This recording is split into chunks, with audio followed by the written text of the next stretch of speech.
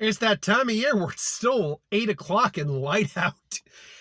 Destination Bloodlines. Look, I'm not going to sit here and act like I'm a huge fan of Final Destination movies. I said Destination Bloodlines. Final Destination Bloodlines.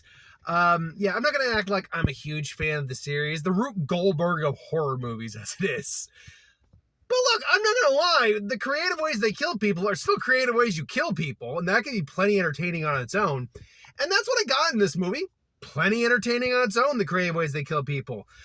I'll say this, the characters aren't bad. One of the brothers, I particularly started to grow very fond of. But yeah, the creative ways that the kills are done are really what you come into this movie for. And when they're done, they are done. Mwah. Now, I will admit, though, the trailer, ruined isn't the right word, but the trailer did show off some of the kills a little too much. Like, I could tell, I knew where a bunch of the first two kills are going. Like, when we're watching the scene in the trailer where they're at the barbecue, you know where that scene's ultimately ending. Even, honestly, how it sets itself up to get there. So it's not, that one is not that that one, I'm like, okay, well, I mean, that's still fun, but, like, we knew where it was going. The scene in the beginning where the whole restaurant falls, we see a lot more of that, but still, all right, whatever.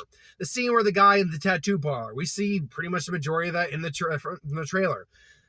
But then there's a scene involving a trash compactor. There's a scene in the MRI scene is quite magical, actually. It's a magical stew of death. There's a scene involving a weather. There's several scenes that are definitely not kills that you don't see in the trailer, and they're done very well. Like I said, the characters are fine.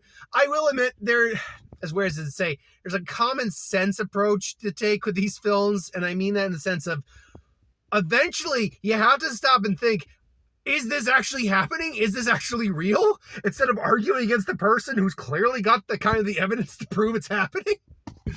And there's a few suspension of disbelief moments, particularly involving a penny.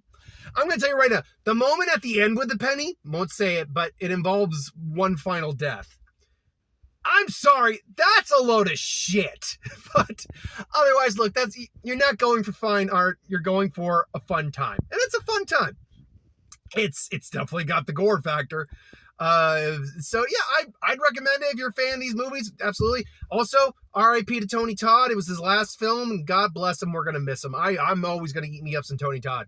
So glad we could see him one more time, and we get a reveal on his backstory as a character, which is actually kind of fun. But you know what? I give it a recommendation for a good time.